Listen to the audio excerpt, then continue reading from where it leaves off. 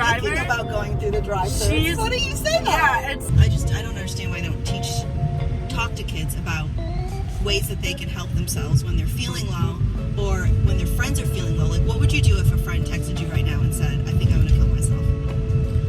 I mean, I feel like, personally, I would just, like, send, like, a paragraph, or, like, go to them.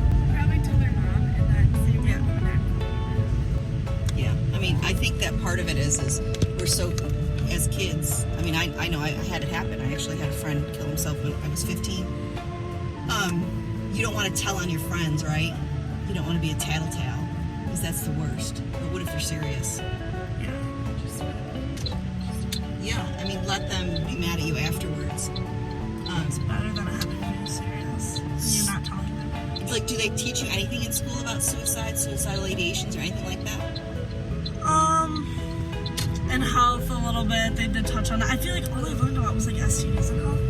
Like that's all I feel like I learned. If you had something going on, you would reach out to each other and say, hey, look, I'm feeling really low. I really need support.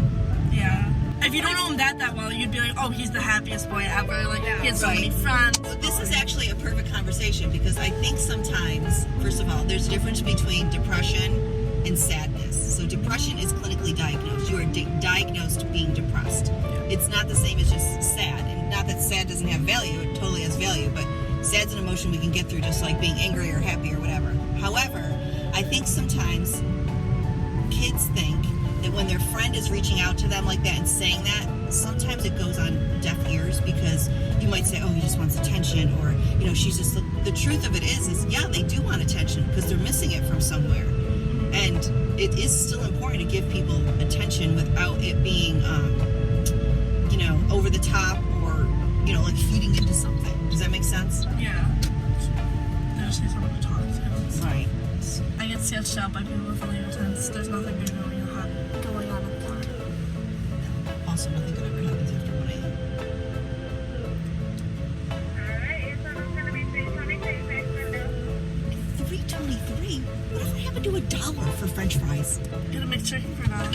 $3.23 those French fries were. You could have gotten 3 McChickens.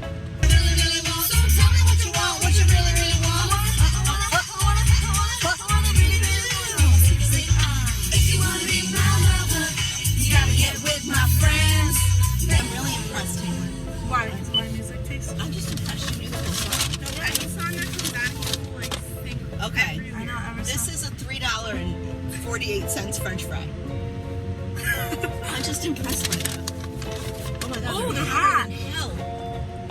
I don't know why I just put them in my mouth. I'm fine. My health teacher said she doesn't want to like feel like she's attacking someone. Like when she talks about it. I don't know. Like she doesn't like I don't know. Like I feel like people should be open about talking about it and stuff. But like we should be talking about more. it should be. But like she was like basically like if someone does have depression in the room or whatever, like they might feel uncomfortable talking about it, but they shouldn't. Like Right. so Absolutely. she should just make it like better atmosphere for that person. We need to create safe spaces, and it's I love the fact that you guys said that you could reach out to each other if you were struggling, because that's the hardest thing to do. A lot of people think that asking for help is a sign of weakness, and it's not. It's actually a sign of strength that you are strong enough to realize that you need help.